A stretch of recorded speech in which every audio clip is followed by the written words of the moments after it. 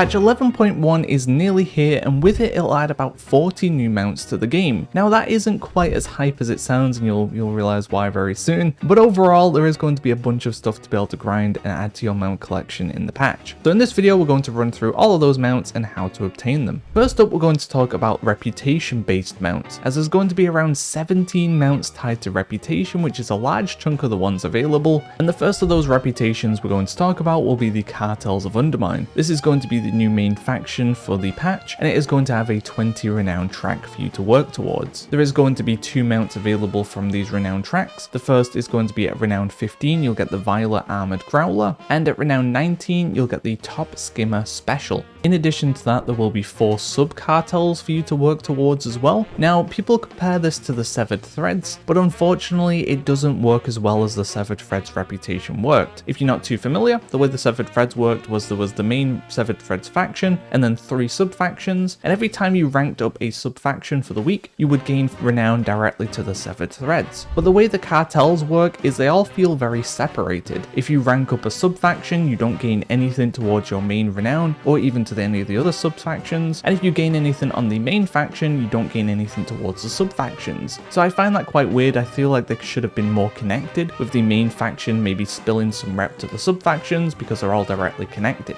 But either way, there will be 4 sub-factions. The first of those will be the Bilgewater Cartel, and getting them to Exalted will give you the Crimson Armored Growler, and also if you get their Paragon mount, yep, Paragon mounts will be returning, there'll be 5 of them to go after. You'll get the Bilgewater Bombardier from their Paragon cache, then we'll have the Steamweedle Cartel, and they'll have the Mean Green Flying Machine Exalted, and then the Steamweedle Supplier from their Paragon. We'll have the Blackwater Cartel, and they'll have the Blackwater Shredder Deluxe Mark II Exalted, and the Blackwater Bone Crusher from Paragon. And then finally we'll have the Venture Co, which Exalted you'll get the Delivery Rocket, and from Paragon you'll get the Venture Coordinator. These sub-cartels will also have the old school style of reputation, where it goes from friendly to honored to revered to exalted, meaning you will need to get yourself around 45k reputation to get them to Exalted, and then an additional 10k to get them a Paragon cache. The other thing that isn't too great with the way this works as well is you'll only be able to pick one of these sub-cartels each week to champion, and you'll get the main chunk of reputation for them,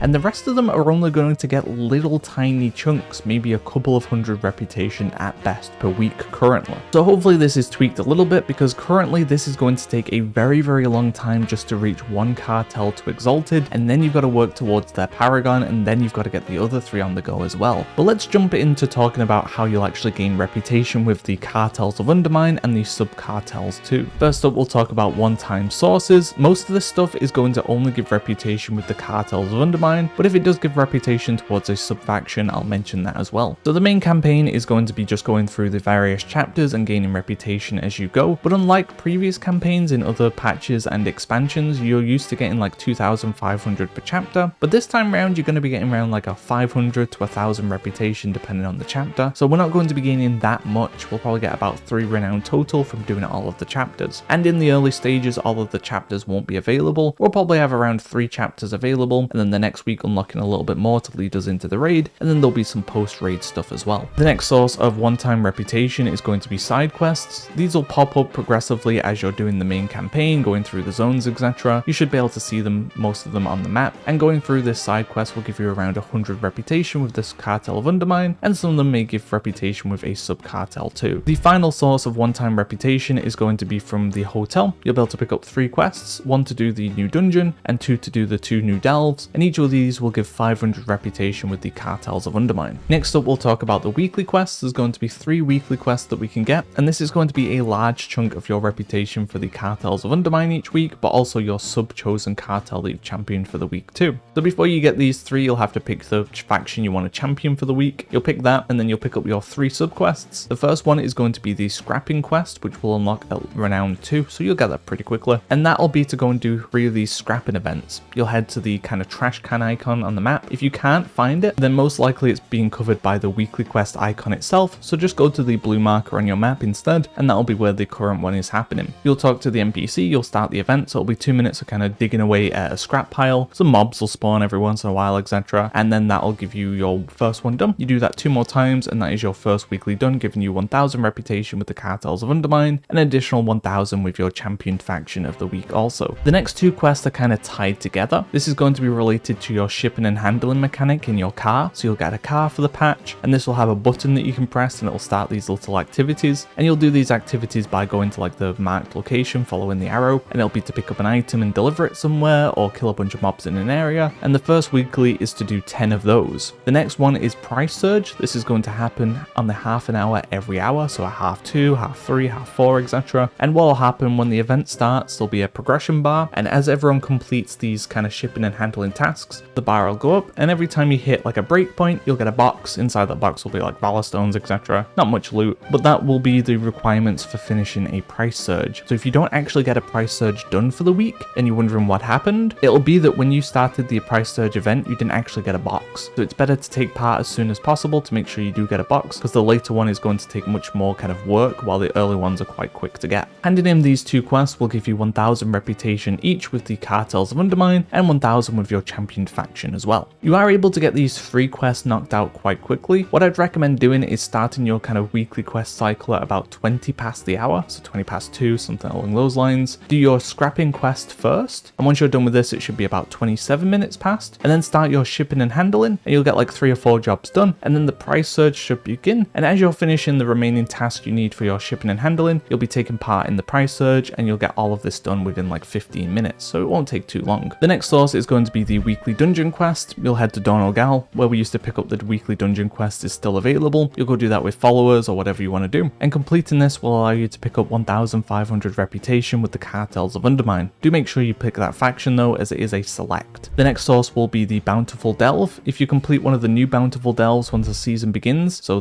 one of the 2 new ones that are added in Undermine, you'll complete that on Bountiful. You'll loot the Bountiful coffer at the end, and inside that will give you 1000 reputation with the Cartels of Undermine. And just to mention it, because I haven't so far, just to make it clear, all this stuff is warband based, so once you've done it on one character, that is basically it for the week. The next source is going to be these weekly rares. When you get into the zone, you should see a silver dragon on the map. You'll head over to that, you'll kill the rare, which they can be a little bit difficult to solo, but they definitely are soloable depending on your class and spec, and killing this will give you 50 reputation with the Cartels of Undermine. There's 5 of these and they respawn very quickly. There'll basically always be one alive, but once you've killed it, the mark will go off the map. So if that one is still alive, the one that you've killed, you won't actually be able to see it's alive, and you'll be wondering where the next ones are. So if you're playing during off-peak hours or later down the line when there's not as many people in the zone, you may be waiting a while for it to respawn, or you may even need to head out and kill the ones that you've killed previously just to make the next one respawn the one that you need for the week. There's also going to be 5 bounty rares that you'll unlock at Renown 6, and these are going to be tied to each of these sub-cartels. So whichever one you've championed for the week, you'll be able to activate that rare if you're Renown 6. You'll head to kind of basically where the quartermaster is, or very nearby. There's going to be an NPC you'll be able to talk to start the event. You'll start the event, you'll take part, and eventually a mob will spawn. You'll kill that mob and you get 100 rep with the Cartels of Undermine and 150 with your aligned cartel. But if other people spawn the other events, you can still take part and get reputation. You just won't be able to spawn those other ones if you've not championed that faction for the week. Now I did say there was 5, and there is actually one for the secret cartel that we won't be able to unlock until much later on. It'll be either post-raid once you've killed Gallywix, or at the end of the campaign. We're not too sure what the exact criteria is, but eventually you'll unlock this 5th cartel, and this 5th cartel will have their own event kind of tucked away in the corner of the zone too, and you should be able to get some reputation hopefully from doing that, but we've not been able to test that on the PTR currently. And I will talk a little bit more about that 5th cartel a little later in the video. Your next weekly source of reputation is going to be side gigs. These will be 4 quests that will pop up basically where you enter the zone. You pick up these 4 quests, they'll send you to one of the sub-zones, and then you'll do your 4 quests, you'll hand them in, you'll get some rep with the Cartel of Undermine, and then you'll get rep with one of the sub-cartels. This one doesn't matter which one you've championed, instead it's going to be based on where the NPC is from. So if they're a Blackwater NPC, they're going to give you rep with the Blackwater. Now a couple of things to note with these, apparently recently they've become bi-weekly instead of weekly. I haven't tested that myself currently, but it is something worth keeping an eye on just in case. And these do also currently work with contracts. So if you pick up a contract for the Cartel of Undermine, once people are able to start making those, and you have one active while you're doing these side gigs, you will gain a little bit of extra reputation, so worth keeping in mind before you do these for the week. Next up, we're going to talk about special assignments. So similar to the old zones, once you complete 3 world quests in the zone, you'll unlock a special assignment, and completing that special assignment will give you 200 reputation with the Cartels of Undermine. Additional to that, you have a weekly-ish source of reputation, which is going to be world quests, and those are going to pop up progressively through the week.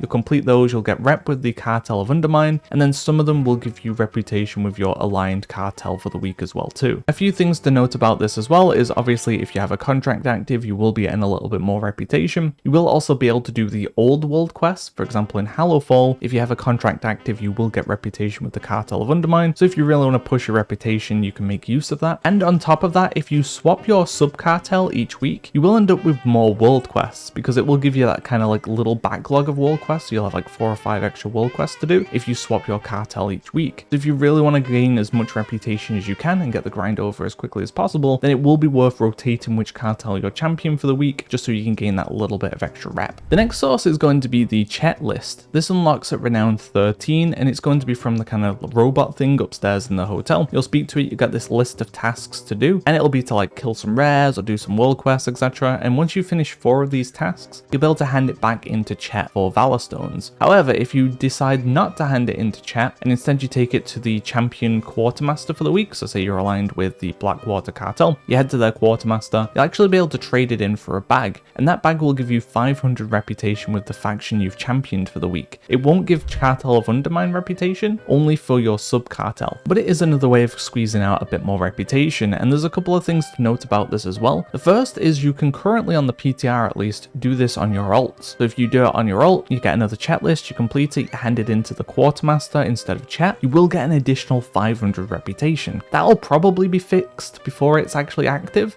but one thing to keep in mind is that will give you a lot more reputation. On top of that as well, chat does mention a way of gaining additional chat lists for the week by handing in these kind of contracts. Now, I wasn't able to find out a way of doing this, but if it is actually possible, then you'd be able to get more chat lists, which means more rep if each one does give reputation per hand in as well. Our final source of reputation to talk about is going to be daily rares. There's going to be a bunch of rares scattered across the zone, and every time you kill one of these rares, you'll gain 20 reputation with the Cartels of Undermine, and these will reset every day, meaning you'll be able to get a few hundred reputation. I think it's around 220, 240, around that range every day for killing all of these rares. So those are all of the current sources that I know about for reputation with the Cartels of Undermine and the sub-factions. This is going to be quite a long rep grind. I think the main renown track won't be too bad, but getting all of the sub-factions up to Exalted and then for the Paragon mounts as well, this is going to take quite a lot of time. If we're able to farm the chat lists, then that will reduce the time needed by quite a lot, but we still do need to hit renown 13 before we can even consider doing that. I do want to mention as well before we move on that the week that the patch goes live, a few days later on the first weekend, it'll be the first Dark Moon Fair as well. So if you want to hold off doing the patch for a few days and then begin doing your stuff once the Dark Moon Fair begins, you will be able to utilize that 10% reputation buff to give yourself that extra push. So that is that section done, but there's a lot to talk about because there is a ton of mounts tied to that as well. But we'll move on to the next set of reputation stuff now, and that will be the Black Fuse. This is that hidden reputation I was talking about, which we believe will unlock after clearing the raid or after the final campaign is done, which you won't be able to do until you clear the raid anyway. So it's going to be around that time we'll unlock this faction because they are directly related to Gallywix. They will give a few mounts as well. The first is going to be the Darkfuse Demolisher, which will get exalted.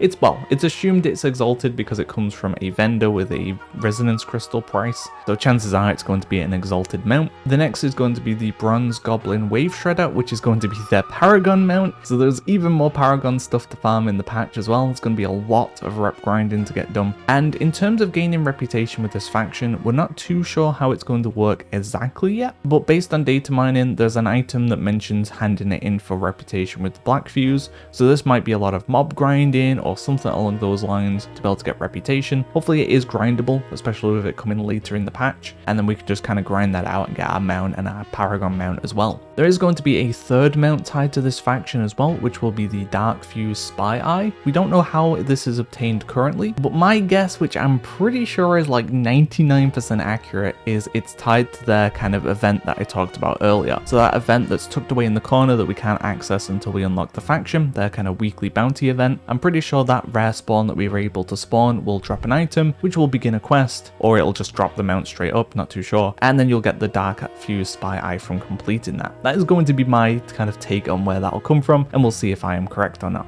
But if you thought we were done with reputation grinds with that, no, there's even more. There's going to be a reputation tied to the raid itself this time too, and that will be the Gallagio Loyalty Rewards Club. There'll be a mount for hitting renown 8, which will be the Thunder Drum Misfire. At renown 17, you'll get the Darkfuse Compactor, and then at renown 20, we'll get the very, very cool looking Furious Florendo, which is a big mechanical devil saw, so definitely looking forward to getting that. In terms of how the renown will work is killing raid bosses will give you reputation, but we will be capped at 1 renown per week. That does mean this will take a minimum of 20 weeks to get completed. The good news is with it being capped, you don't have to worry about doing all the 4 different difficulties each week to maximize your rep, because once you've gone through 1 difficulty, I don't even think completing 1 difficulty is needed. I think you need like half of the bosses. You'll get your 1 renown for the week and you'll be done. There will also be catch up as well, so if you do fall behind, you'll just be able to do more bosses for the week and you'll gain more reputation from doing that. But get your 20 renown and get your 3 mounts from completing that. While we're talking about the raid, there is going to be 3 more mounts tied to the raid as well. There'll be the prototype A.S.M.R, which is a pretty interesting looking mount, and this is going to drop from Gallagio,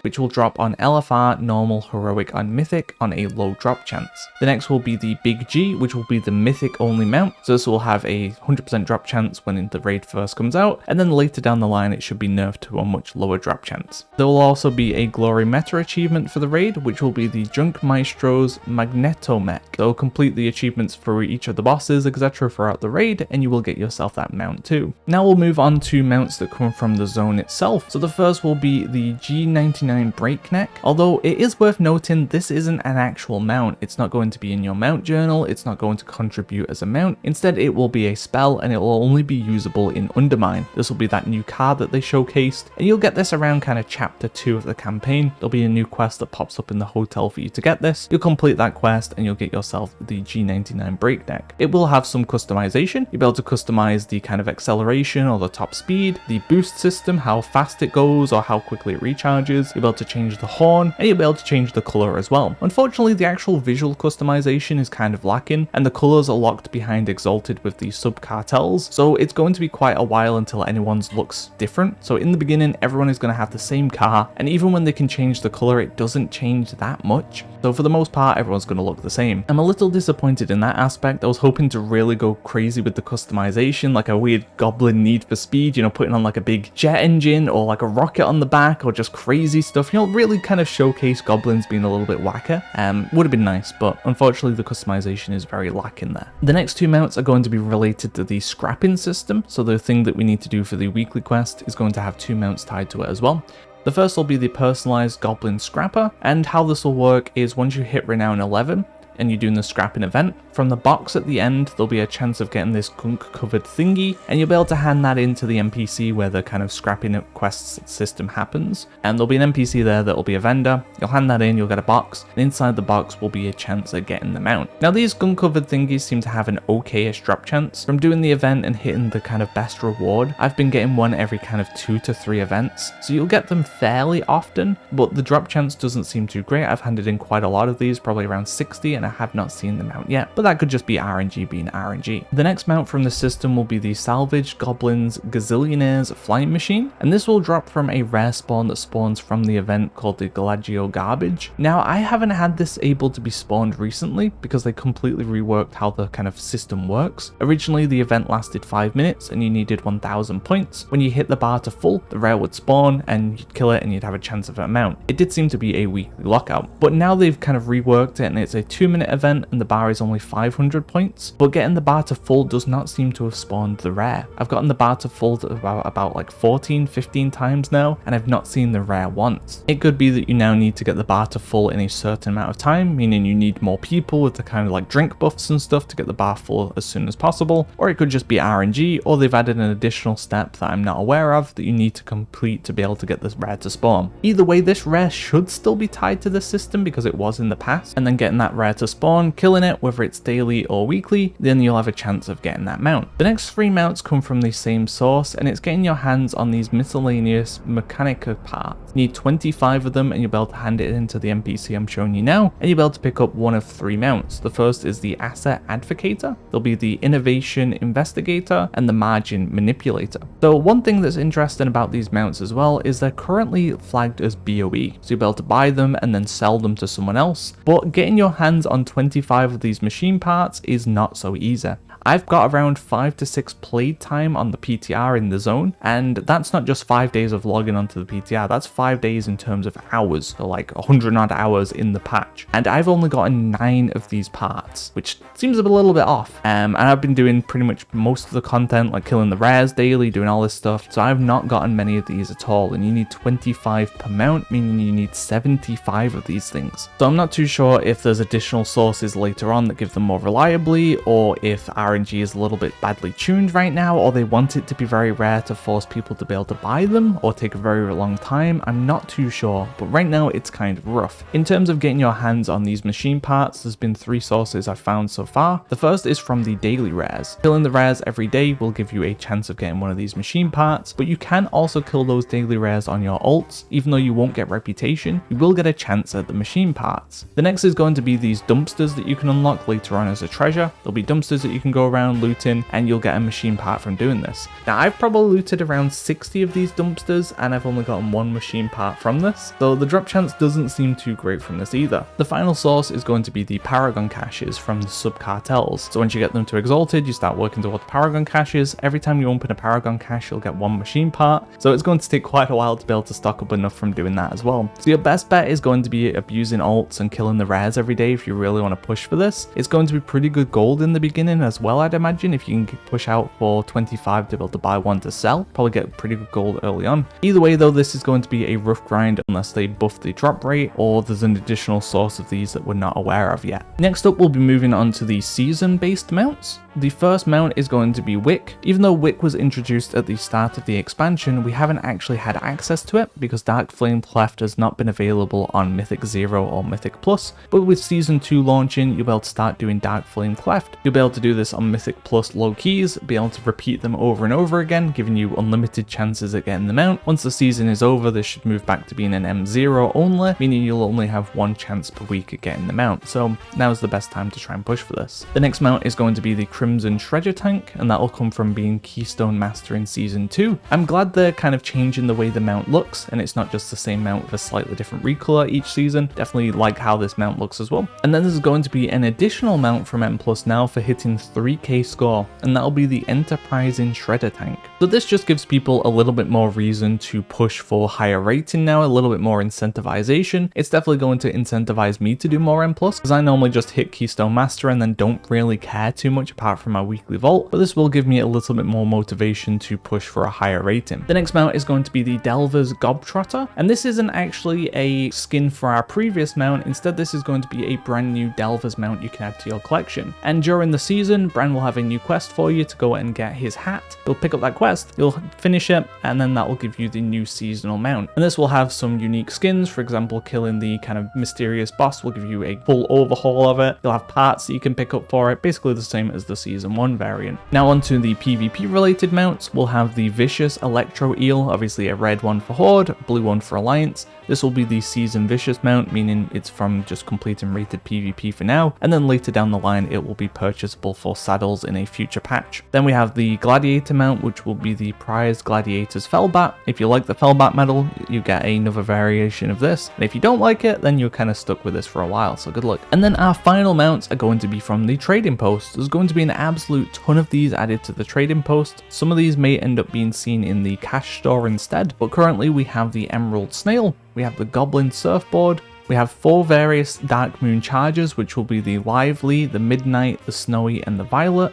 We have 4 butterfly mounts, which will be the Midnight, the Pearlescent, the Ruby, and the Spring. And then finally we have the Shimmer Mist Freerunner. And that is going to be it. So even though there's 40 mounts, a good chunk of those come from Trading Post. A vast majority of them come from Reputation farms, which are going to take quite a while. I'm a little bit disappointed in the mount sources for the patch, I'm going to be honest. And this is purely from a content creator point of view. Going through the PTR, I normally enjoy most kind of figuring out the mount, like, oh, how's it going to work? Where's the item come from? Blah, blah, blah. But a lot of this was kind of cut and dry. Like, most of it is just tied to very repetitive reputation grinds that are going to just take a very, very long time instead of having more interesting obtain methods. So I wasn't too excited about that. So I'd definitely like to hear your thoughts on how this patch is looking for you in terms of mounts, if you're excited for it. Obviously, it's a lot to add to your collection, which is always great. But outside of that, I do still hope you enjoy the patch regardless. It does look fun, the raid looks amazing, so it should be a good patch overall. Outside of that, look out for more guides coming soon. Thanks for watching, guys. See ya.